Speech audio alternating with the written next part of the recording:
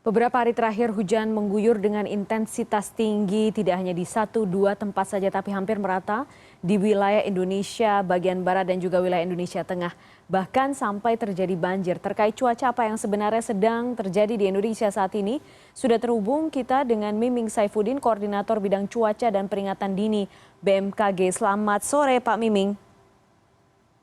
Selamat sore Mbak Putri. Pak Miming, terima kasih atas waktu Anda. Pak Miming, apa yang sebenarnya sedang kita hadapi di Indonesia ini?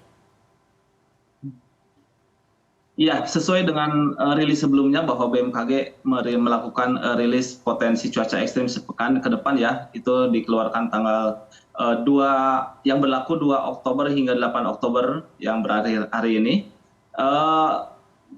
Kami yang melakukan monitoring bahwa ternyata ada kondisi dinamika atmosfer di mana signifikansi potensi masih dapat berlanjut hingga sepekan ke depan.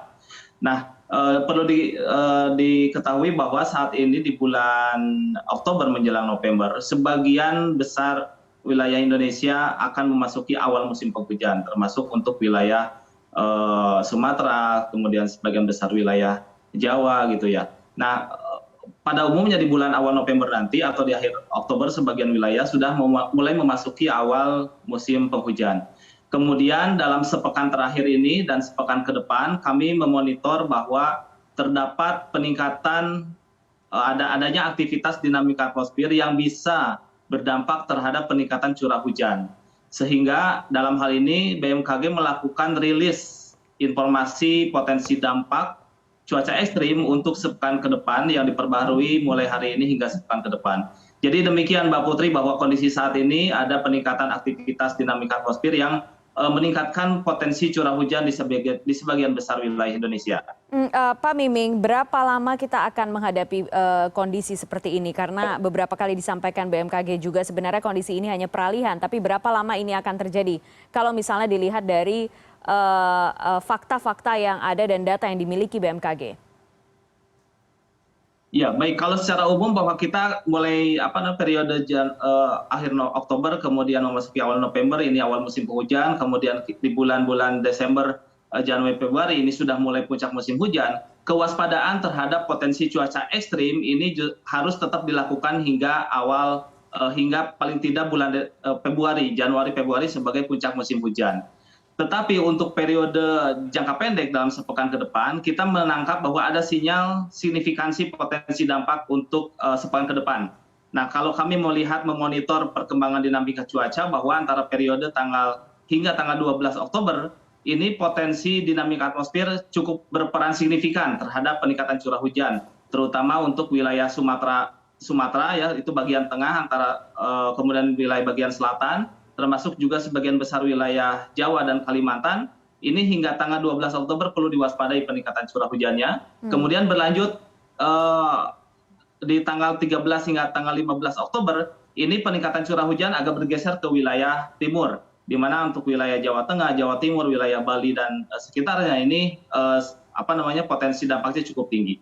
Kemudian ada sedikit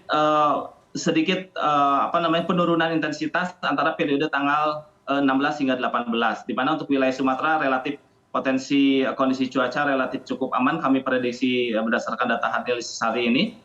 Jadi demikian Putri bahwa untuk hingga tanggal 15 ini potensi peningkatan cuaca ekstrim masih harus diwaspadai. Pak Miming, kalau kita lihat sekarang, apakah itu akan terjadi merata di seluruh Indonesia atau memang ada beberapa wilayah yang masih aman? Baik. Kalau untuk sepekan ke depan, ini sebagian besar wilayah harus diwaspadai gitu ya. Tetapi ada beberapa bagian Barat, Tengah, periode Timur waktu berarti di ya mana Pak ya? untuk saat ini hingga tanggal 12 ini kita prediksikan untuk wilayah Sumatera waspadanya cukup tinggi gitu ya, karena peningkatan curah hujan dan potensi dampaknya di wilayah Sumatera, baik di wilayah Sumatera Utara hingga ke wilayah selatan ini cukup tinggi. Nah, kemudian untuk wilayah Jawa ini masih cukup merata hingga tanggal 15. Nah, kemudian agak berangsur mulai tanggal 16. Jadi seperti ada pergerakan potensi dampak yang signifikan itu dari Sumatera, kemudian wilayah Jawa, Kalimantan, dan wilayah Sulawesi. Seperti itu. Sudahkah bisa dilihat oleh BMKG kapan Indonesia akan memasuki puncak musim hujannya? Baik, terkait dengan puncak musim hujan, kami sudah melakukan rilis informasi perakhiran musim hujan ya tahun 2022-2023, di mana di sebagian besar wilayah Indonesia puncak musim hujan itu jatuh pada periode Januari dan sebagian wilayah ada yang jatuh pada Februari. Tapi secara umum prediksi puncak musim hujan itu jatuh pada Januari atau Februari 2023 seperti itu Mbak Putri. Bagaimana dengan di Pulau Jawa? Kita bedah sekarang misalnya di Pulau Jawa atau Indonesia bagian barat di bulan apa? Baik, seperti yang tadi disampaikan bahwa sebagian besar wilayah Jawa termasuk Banten, Jabodetabek, Jateng, Jatim, Jogja, dan hingga wilayah NTB NTT ini puncak musim hujan pada periode Januari dan Februari. Tetapi untuk awal musim penghujan ini jatuh sebagian besar pada bulan November, seperti itu Mbak Putri. Ya, Pak Miming, apa yang harus kita antisipasi ke depan? Karena kalau bicara soal bencana hidrometeorologi ini kan banyak turunannya gitu ya. Jadi apa yang harus kami antisipasi sekarang? Masyarakat antisipasi.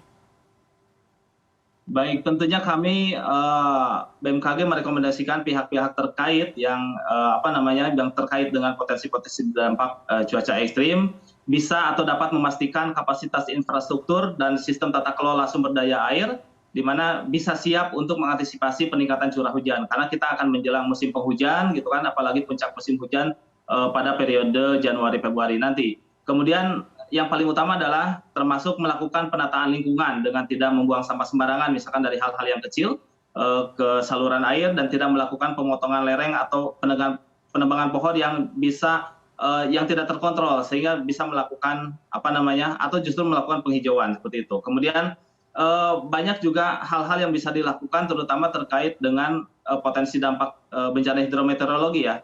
Nah, misalkan penataan lingkungan, kemudian irigasi, saluran air, seperti itu.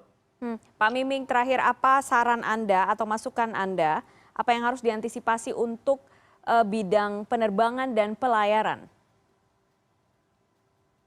Baik, kami memonitor untuk 7 hari ke depan kalau penerbangan ini lebih ke konsennya adalah pertumbuhan awan CB ya, karena memang kaitannya dengan lalu lintas pesawat di udara, di mana kami memonitor untuk awan CB yang dengan persentase cakupan lebih dari 75% selama 7 hari ke depan itu di wilayah Laut Cina Selatan sangat tinggi. Nah, saya kira ini rute-rute penerbangan ke arah wilayah utara Indonesia sangat signifikan. Kemudian untuk wilayah domestik ya yang perlu diwaspadai atau di wilayah Pulau Jawa tentunya pada periode-periode tertentu, kemudian wilayah Sumatera yang tadi kita identifikasi potensi pertumbuhan awan hujannya cukup signifikan, termasuk juga wilayah Kalimantan dan wilayah Sulawesi. Seperti itu Mbak Putri. Baik, Pak Miming Saifuddin, terima kasih banyak atas penjelasannya kepada kami di CNN Indonesia hari ini. Miming Saifuddin, Koordinator Bidang Cuaca dan Peringatan Dini BMKG. Terima kasih Bapak.